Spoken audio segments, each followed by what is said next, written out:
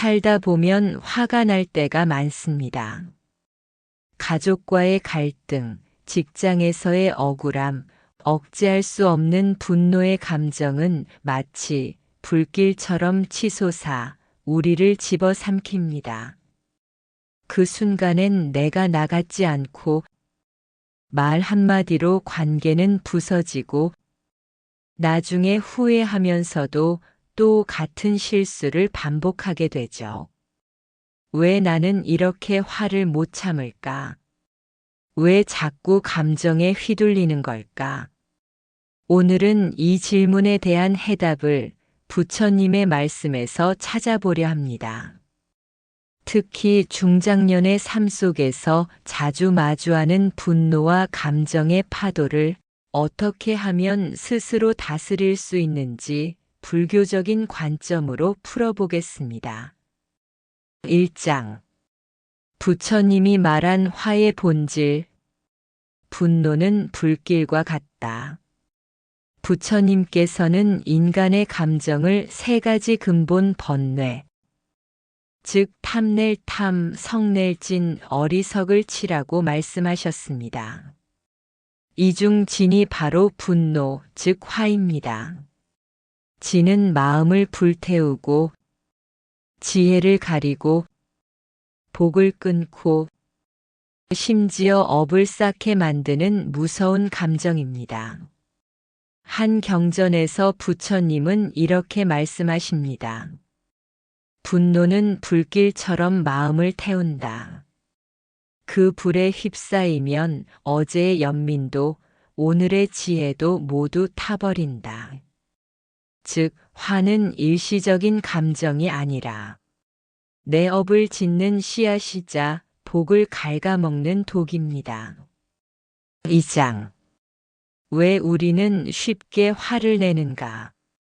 중장년이 되면 우리는 인생에서 많은 것을 겪습니다. 직장에서는 후배들이 내 자리를 위협하는 것 같고, 가정에서는 아이들이 말을 안 듣고, 배우자와는 익숙함 속에 서운함이 쌓입니다. 이건 도저히 못 참겠다. 는 마음이 순간 들고, 그대로 말이 나가고, 표정이 굳고, 결국 후회로 되돌아오죠. 하지만 부처님은 우리가 분노를 느끼는 가장 큰 이유는 마음의 착각이라고 하셨습니다. 내가 옳고 상대가 틀렸다는 옳음의 착각. 그것이 화를 불러오고 마음을 흐리게 합니다. 부처님 가르침 중에는 이런 말이 있습니다.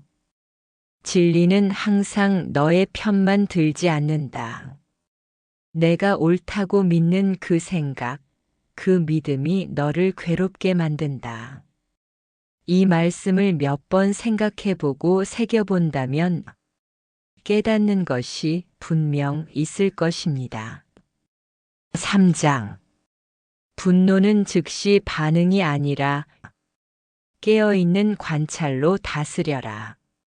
불교에서 화를 다스리는 핵심은 반응하지 않는 것입니다. 무조건 말하지 말고 반응하지 말고 멈추는 것이 먼저입니다. 예를 들어 어떤 말에 상처를 받았을 때 그 순간 입이 근질거려도 3초만 멈추는 연습을 해보세요. 그 짧은 멈춤 속에 마음이 평화로워질 틈이 생깁니다. 불교의 초기 경전 중 하나인 수타니파타에서 이런 말이 나옵니다. 화가 일어날 때 그 순간을 바라보라. 화는 적이 아니라 스승이 되어야 한다. 분노를 없애는 것이 아니라 분노를 바라보는 마음의 힘을 기르는 것. 그것이 불교가 말하는 진정한 감정의 수행입니다. 4장. 감정의 노예에서 깨어나는 법. 수행은 생활 속에 있다. 산속에 들어가야 마음이 편하지. 나 혼자만의 시간을 갖고 싶은데. 이런 생각 해보신 적 있으신가요? 하지만 부처님은 말씀하십니다. 진짜 수행은 삶 속에서, 사람과의 관계 속에서 이루어진다고요.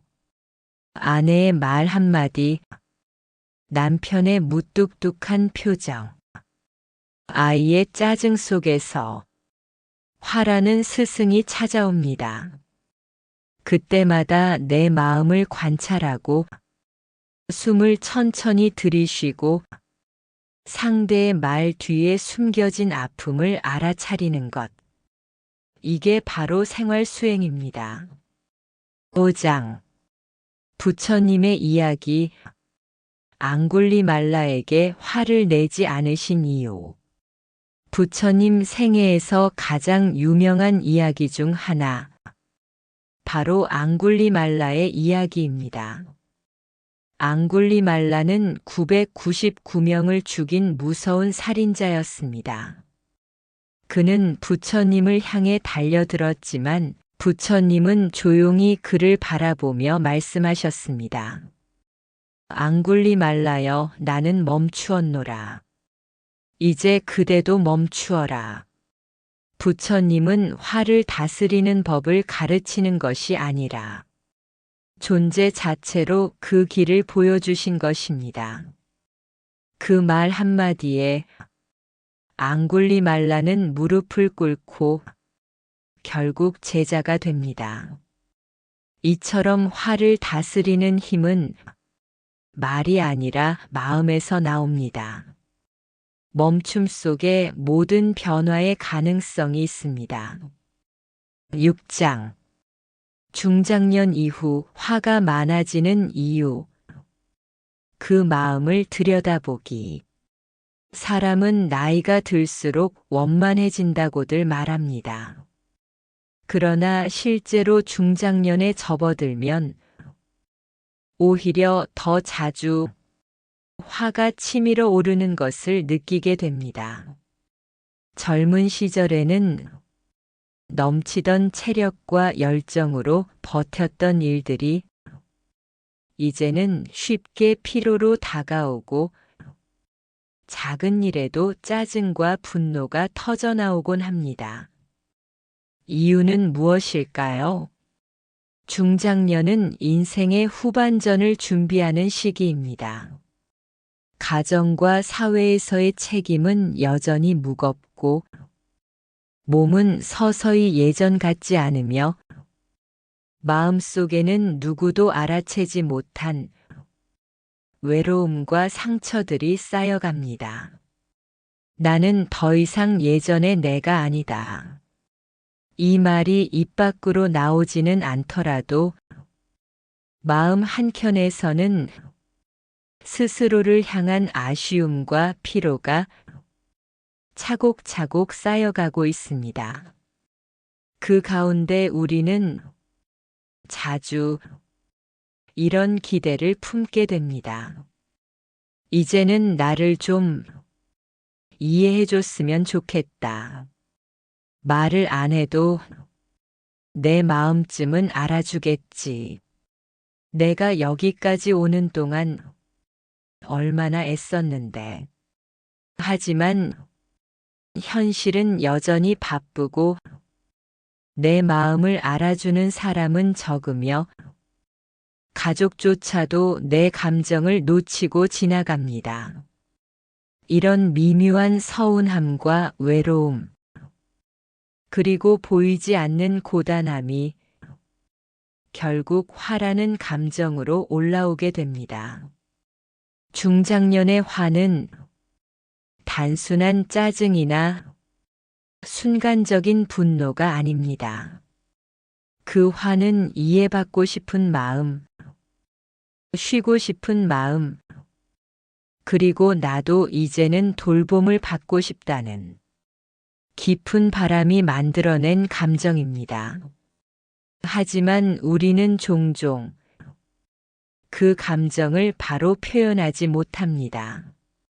왜냐하면 여전히 가족의 중심이어야 하고 회사에서는 책임 있는 모습이어야 하며 어른으로서 참고 견뎌야 한다는 사회적 역할이 있기 때문입니다.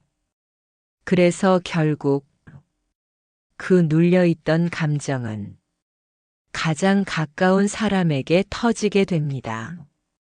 배우자, 자녀, 부모 혹은 나 자신에게조차도.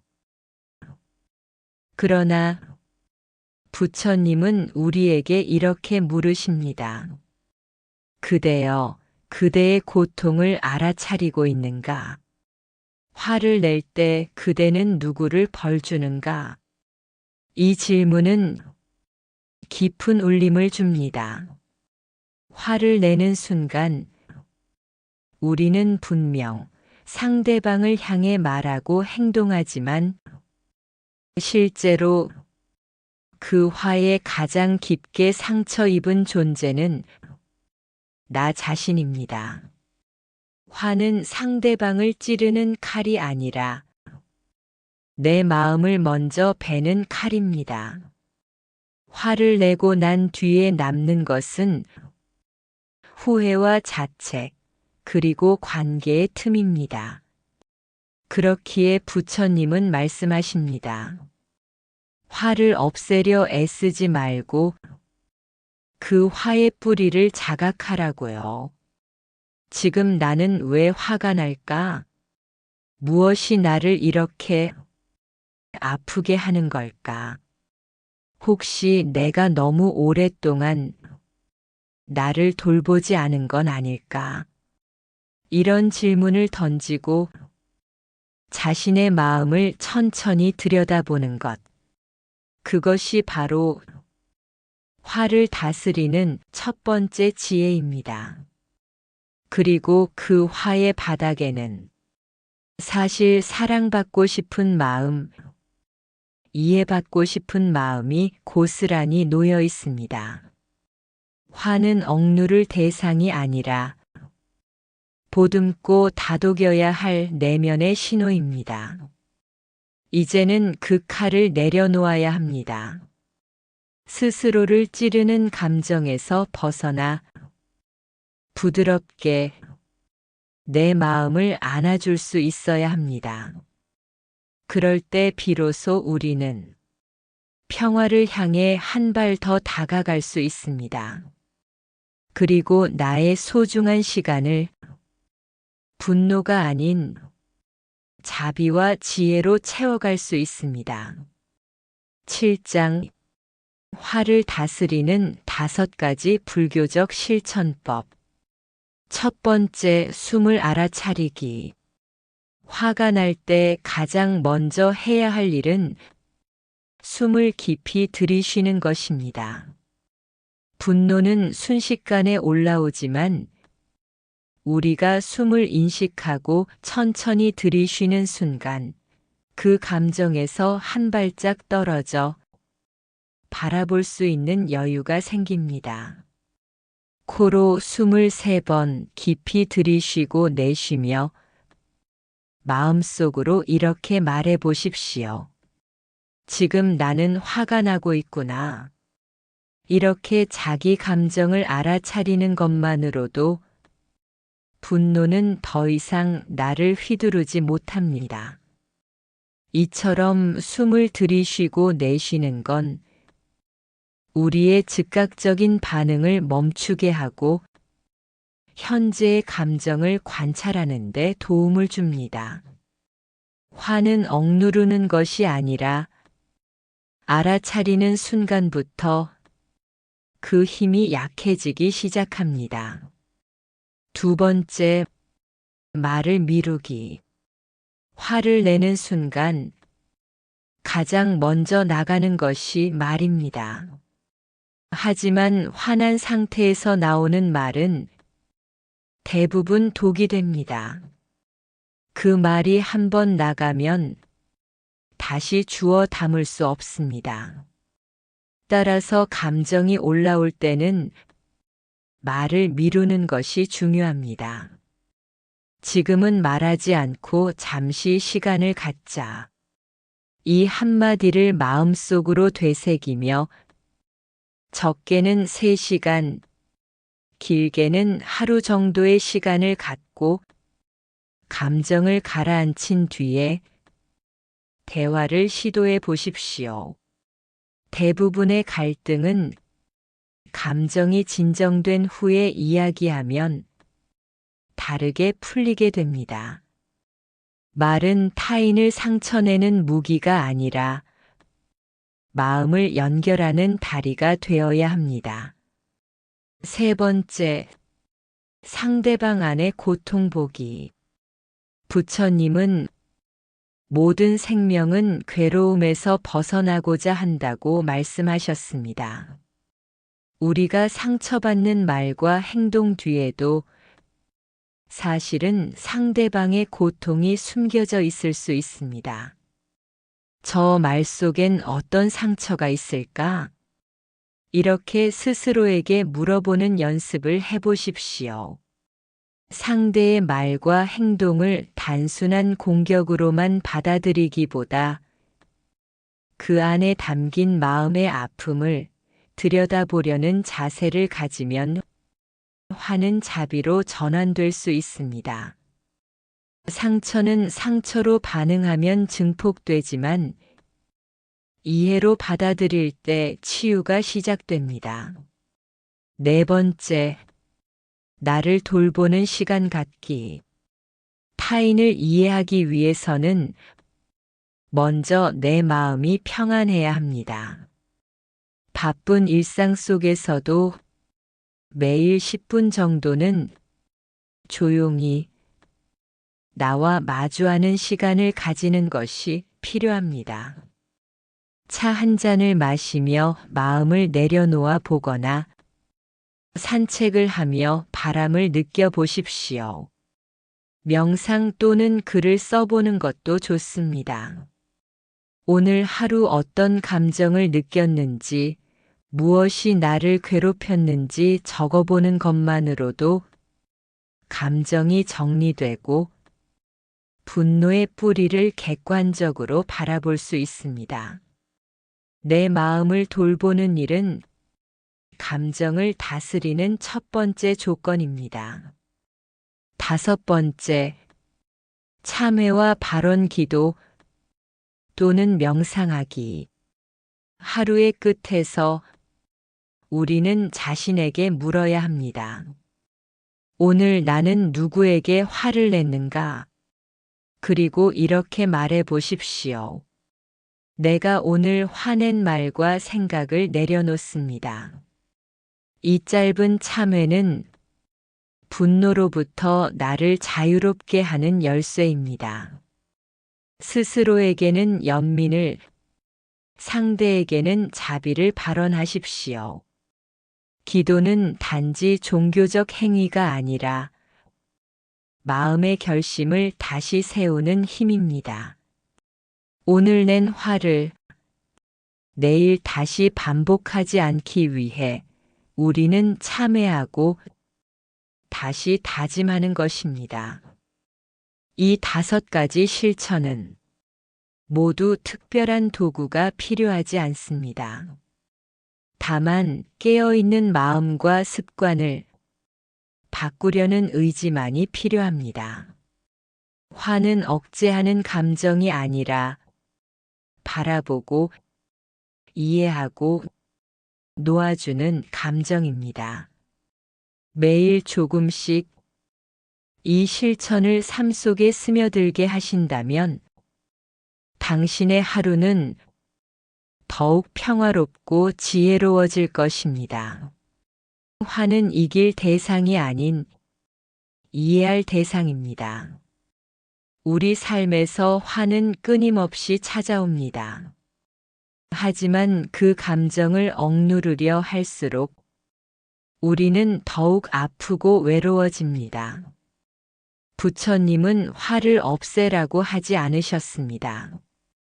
화를 이해하고 화를 받아들이고 그 너머의 지혜를 보라고 하셨습니다. 오늘 하루 나를 괴롭힌 말과 상황들을 다시 마음속에 떠올려 보거나 글을 써보세요. 그리고 이렇게 말해보세요. 그래, 나도 많이 힘들었구나. 이제는 그 화를 내려놓고 나를 따뜻하게 안아주자. 그 순간 부처님의 자비가 당신의 마음에 살며시 스며들 것입니다. 당신의 하루가 평안하기를 기원합니다. 감사합니다.